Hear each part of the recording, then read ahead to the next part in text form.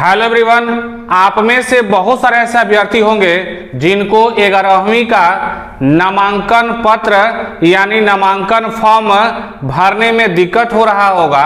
तो आप सभी के लिए यह वीडियो बना रहे हैं ताकि फॉर्म को भरने में कोई भी समस्या आ रही होगी तो वह समस्या आसानी से दूर हो जाएगी।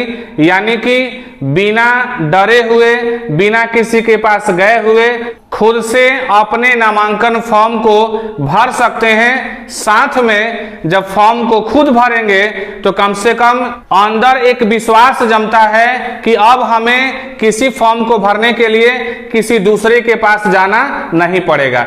और फॉर्म भरने के साथ साथ अगर किसी दूसरे को भी कोई दिक्कत आ रही हो तो आप उसकी सहायता कर सकें। आइए बिना देर किए हुए शुरुआत करते हैं। यहाँ लिखा हुआ है 11वां का नामांकन पत्र यानी नामांकन फॉर्म कैसे भरें। आप सभी को बता दें, आप में से जितने भी ऐसे अभ्यर्थी हैं जो 11वीं क्लास में नामांकन कराना चाहते हैं या नामांकन करा भी लिए होंगे या नामांकन फॉर्म कॉलेज से लाकर अपने घर पे रखे होंगे कि आखिर हम इस फॉर्म को कैसे भरें, तो इसके साथ में आपको बता दें कि अलग अलग कॉलेजों के द्वारा जो नामांकन पत्र दिया गया है वह नामांकन पत्र अलग अलग तरीके से भरा जाने वाला है। अलग अलग तरीके का उसमें क्राइटेरिया दिया हुआ है, इसलिए फॉर्म के अंदर जो नंबर दिया होगा, जो क्राइटेरिया दिया होगा वह अलग अलग हो सकता है, लेकिन सभी फॉर्म का उद्देश्य सेम होता है। इसलिए अलग अलग फॉर्म होने से अलग अलग काम नहीं हो जाता है। सभी अभ्यर्थियों का उद्देश्य है 11वीं क्लास में नामांकन कराना। तो आगे देखते हैं कि जो फॉर्म आपको मिला होगा उसमें या तो शैक्षणिक वर्ष लिखा होगा या सत्र लिखा होगा। तो आप क्या करेंगे, 2023 भर लेंगे और 2024 भरेंगे, क्योंकि आप कहाँ एडमिशन करवा रहे हैं तो आप 11वीं क्लास में एडमिशन करा रहे हैं, तो उस दशा में 2023 और 24 भर सकते हैं। कुछ लोगों की यह मान्यता होती है कि +2 2 वर्षों का होता है, तो वैसे अभ्यर्थी, वैसे लोग 2023 से 2025 भर सकते हैं।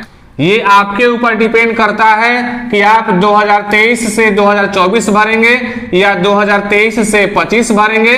जहां तक आपका फॉर्म दिखाई दे रहा है, फॉर्म में 11वीं क्लास में नामांकन का जिक्र होगा, अर्थात 11वीं क्लास 1 वर्ष का होता है, तो आप 2023 से 2024 भर सकते हैं। लेकिन अगर कोई 2023 से 25 से भरते हैं तो कोई फर्क पड़ने वाला नहीं है। आगे बढ़ते हैं, यहाँ लिखा हुआ है आवेदक का नाम हिंदी में, तो आपका जो भी नाम होगा उस नाम को हिंदी में आप आसानी से भर सकते हैं। एग्जाम्पल के लिए हम एक नाम प्रयोग करते हैं, जैसे मान लीजिए किसी का नाम है पायल कुमारी, तो वह आसानी से इस बॉक्स को भर सकती है बिना सोचे समझे।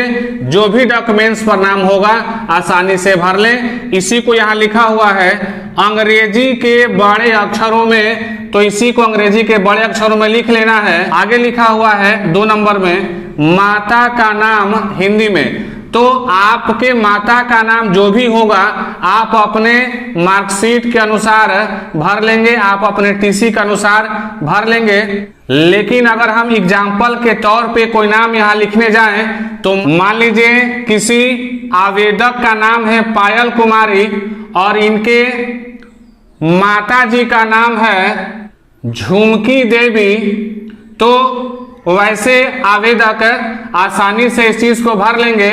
साथ में इसी को यहाँ बोल रहा है कि अंग्रेजी के बड़े अक्षरों में भरें। हिंदी में माता का नाम लिख लेने के बाद इसको बोला है अंग्रेजी के बड़े अक्षरों में लिखने के लिए, तो इसी को अंग्रेजी के बड़े अक्षरों में यहाँ पर लिख लेंगे। क्या लिखेंगे, झुमकी देवी, जैसे दिखाई दे रहा है वैसे देख करके, और आपके डॉक्यूमेंट्स में जो होगा उसको आसानी से यहाँ पर उतार लेंगे। ठीक, आगे नंबर बोला है पिता का नाम हिंदी में, तो आपके डॉक्यूमेंट्स पे, आपके मार्कशीट पे, आपके टीसी पे जो भी दर्ज होगा उसको आप आसानी से भर लेंगे। हम एग्जाम्पल के लिए पिता का नाम लेते हैं नथुनी भगत, क्या लिखेंगे? नथुनी भगत। ये एग्जाम्पल के लिए लिखे हैं। आप में से किसी को इस नाम को अपने नामांकन पत्र में दर्ज नहीं करना है। ये उदाहरण के लिए, एग्जाम्पल के लिए बताया जा रहा है। साथ में बोला है कि इसी नाम को अंग्रेजी के बड़े अक्षरों में लिखना है, तो आप लिख लेंगे नथुनी भगत, जो कि अंग्रेजी के बड़े अक्षरों में लिखा हुआ है। आगे बढ़ते हैं, क्या लिखा हुआ है? तो आपके नामांकन पत्र में किसी एक भाग में वर्ग लिखा होगा। यदि आप ISC में एडमिशन करवा रहे हैं तो इसको दर्ज करेंगे, IA में एडमिशन करवा रहे हैं तो इसको दर्ज करेंगे, और आइकन के लिए नामांकन कराना चाहते हैं तो आप इसको दर्ज करेंगे। साथ में हिंदी में अगर लिखना होगा तो इस भाग के लिए विज्ञान लिखा होगा, इसके लिए कला लिख सकते हैं, और इसके लिए वाणिज्य लिख सकते हैं। आप इंग्लिश या हिंदी किसी माध्यम से अपनी बातों को फॉर्म में दर्शा सकते हैं, दर्ज कर सकते हैं। 4 नंबर में लिखा हुआ है विषय, और यह विषय 3 क्राइटेरिया में बटा होगा। पहला है अनिवार्य विषय। जो आवेदक ISC हो, चाहे IA हो, चाहे आइकन में आवेदन करने वाले हैं, उन सभी को हिंदी और इंग्लिश विषय को शामिल करना अनिवार्य होता है। दूसरा भाग है वैकल्पिक विषय। तो जो साइंस में एडमिशन कराना चाहते हैं वैसे अभ्यर्थी को वैकल्पिक विषय के अंतर्गत केमिस्ट्री, फिजिक्स और बायोलॉजी शामिल करना होता है। बायोलॉजी के साथ में अगर कोई अभ्यर्थी चाहते हैं कि वैकल्पिक विषय में हम बायो नहीं लेंगे, हम मैथ लेके पढ़ाई करेंगे, तो वे बायो के जगह पे मैथमेटिक्स को शामिल कर सकते हैं। आगे नंबर यहाँ पे दिया हुआ है अतिरिक्त विषय।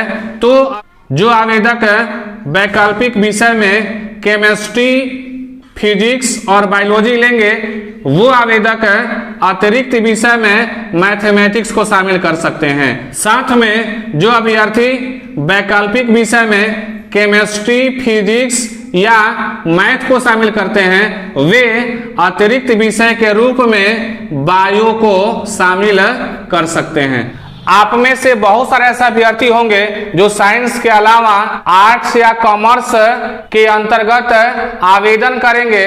तो मान लीजिए कोई अभ्यर्थी आर्ट्स के अंतर्गत कुछ विषयों का चुनाव करना चाहते हैं, कुछ विषयों को शामिल करना चाहते हैं, तो यहाँ अनिवार्य विषय में आर्ट्स वाले आवेदक को भी हिंदी और अंग्रेजी दोनों को शामिल करना होगा। साथ में जो वैकल्पिक विषय होगा, यहाँ पे आप कला संकाय से किसी 3 विषय को शामिल करना होगा, तो आप अपने अनुसार 3 विषयों का चुनाव कर लेंगे। साथ में जो अतिरिक्त विषय होगा उस बॉक्स में इस तीनों विषय के अलावा कोई दूसरा विषय शामिल कर सकते हैं। तो आपको साथ ही बता दें कि अगर कुछ छात्रों के मन में ये होगा कि आखिर अतिरिक्त विषय लेने की किसी को क्यों आवश्यकता पड़ती है, तो आपको बताते चलें कि अतिरिक्त विषय क्यों लिया जाता है कि अगर जो वैकल्पिक विषय आप लिए रहते हैं उसमें से कोई भी विषय आप पास नहीं कर पाते हैं, और अगर अतिरिक्त विषय को पास कर जाते हैं तो अतिरिक्त विषय को वैकल्पिक विषय मान लिया जाता है, और जिस वैकल्पिक विषय को पास नहीं कर पाते हैं उस विषय को अतिरिक्त विषय मान लिया जाता है। साथ ही वैसे छात्र का रिजल्ट आ जाता है। आगे नंबर में लिखा हुआ है जन्म तिथि अंकों में। तो मान लीजिए किसी आवेदक का जन्म तिथि है 18/7/2008, तो वो इस तरीके से बॉक्स में भर लेंगे। उसी को यहाँ लिखा हुआ है शब्दों में, तो शब्दों में लिखना होगा तो कैसे लिखेंगे? तो 18 को ऐसे लिखेंगे 18, 7 को लिखेंगे जुलाई, और 2008 को लिखेंगे 2008। अगला स्टेप में आपको मिलेगा लिंग। तो आप पुरुष और स्त्री दोनों में से अपने अनुसार किसी एक पे टिक लगा सकते हैं। पुरुष होंगे तो पुरुष पे टिक लगाएंगे, और स्त्री होंगे तो स्त्री पे टिक लगा सकते हैं। तो आपको पता होगा कि आप किस जाति से बिलोंग करते हैं, उस जाति को यहाँ पर लिख लेंगे। आगे बोला है धर्म। तो धर्म में आप जिस धर्म से जुड़े होंगे उस धर्म का नाम लिख लेंगे, जैसे हिंदू, मुस्लिम, सिख, ईसाई, बौद्ध, जैन, पारसी, इसमें से आप जिस धर्म से जुड़े होंगे उस धर्म का यहाँ पर नाम लिख लेंगे। आगे लिखा हुआ है 9 नंबर में कोटि। कोटि के अंतर्गत तो आपके एडमिट कार्ड पर इसमें से कोई ना कोई एक दिया होगा या इसके अलावा भी कुछ कोटि होता है जो यहाँ पर दर्ज नहीं किया गया है। आप अपने 10वीं क्लास के एडमिट कार्ड पर देख लेंगे कि कोटि क्या दर्ज है, उसके अनुसार आप कोटि वाले बॉक्स में भर लेंगे। आगे नंबर है मोबाइल नंबर, तो आपका जो भी मोबाइल नंबर होगा आप दर्ज कर लेंगे। आगे बोला है पूर्व में अध्ययनरत विद्यालय का नाम। आप 10वीं परीक्षा जिस विद्यालय से पास किए होंगे उस विद्यालय का नाम यहाँ पर दर्ज कर लेंगे। आगे बोला है ग्राम, तो आपको ग्राम पता होगा, पोस्ट पता होगा, थाना पता होगा, जिला पता होगा, राज्य पता होगा, पिन कोड पता होगा, आप आसानी से इसको भर लेंगे। आगे स्टेप आपको मिलेगा जिसमें लिखा हुआ मिलेगा स्थानीय अभिभावक का नाम। तो इस बॉक्स में आप अपने पिता या माता किसी का भी नाम लिख सकते हैं। हम प्रीफर करेंगे आप अपने पिताजी का नाम लिख लेंगे। आगे लिखा हुआ है खाता संख्या, अपना खाता संख्या दर्ज कर लेंगे। खाता का IFSC कोड इस बॉक्स में दर्ज कर लेंगे। साथ में जिस बैंक का आपके पास खाता होगा उस बैंक का नाम लिख लेंगे। साथ में आधार कार्ड संख्या पूछ रहा होगा उसमें आप आधार नंबर दर्ज कर लेंगे। साथ ही नीचे घोषणा लिखा होगा, उसके नीचे लिखा होगा मैं, तो मैं के बाद आप अपने माता या पिता का नाम लिख सकते हैं। हम प्रीफर करेंगे आप अपने पिताजी का नाम लिख लीजिएगा, आपकी मर्जी कुछ भी लिख सकते हैं। साथ में पुत्र या पुत्री लिखा होगा तो आप यहाँ अपना नाम लिख लीजिएगा। साथ में पुरुष होंगे तो पुरुष पे टिक मार लीजिएगा, स्त्री होंगे तो पुत्री पे टिक मार लीजिएगा, राइट।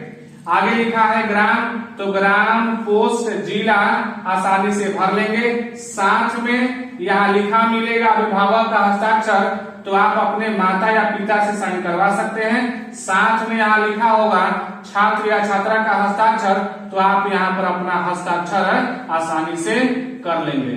तो आप इस वीडियो के माध्यम से जान पाए कि 11वीं का नामांकन पत्र कैसे भरते हैं। तो आप चाहें तो बिना किसी का सहारा लिए हुए अपने 11वीं क्लास के नामांकन पत्र को आसानी से भर सकते हैं।